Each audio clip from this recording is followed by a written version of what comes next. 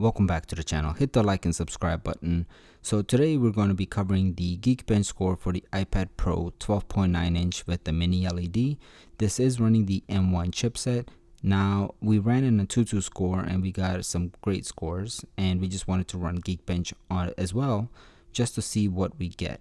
Now this is not your day-to-day use because this will just generate a number where you can see where it lands on the table and how it compares to previous devices.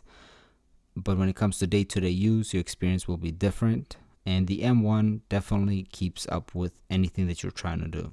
Even these Geekbench and Antutu runs are much faster on these chipsets. This is about a ARM chipset, 3.2 gigahertz, and it's using about 7.22 gigabytes of RAM that's being read. And here we go. The score is 21,191, and we'll compare it to other devices. The closest score to it would be 11,861, which is the iPad Pro 11-inch second generation.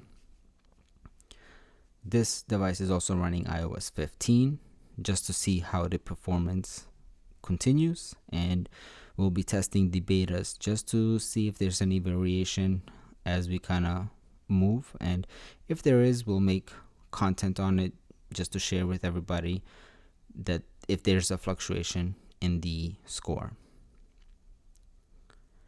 Now again, this is the compute score. We'll also do a CPU score just to see what we get there. So we will go ahead and make the CPU benchmark a little bit faster. Even without speeding up the video, it is still a fast process, something that the M1 handles really well. But the biggest thing that we care is what score we get, just to determine if there is a big difference and how it's rated compared to the other devices.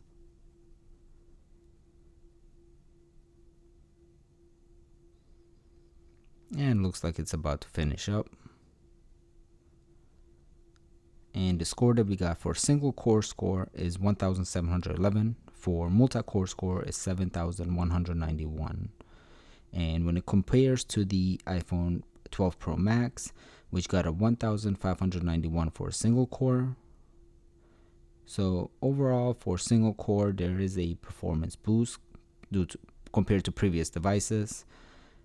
But when it comes to the multi-score, that's where we should see a bigger difference, and we do. So it's 7,191 compared to an iPad Pro 11-inch second generation, which is 4,637.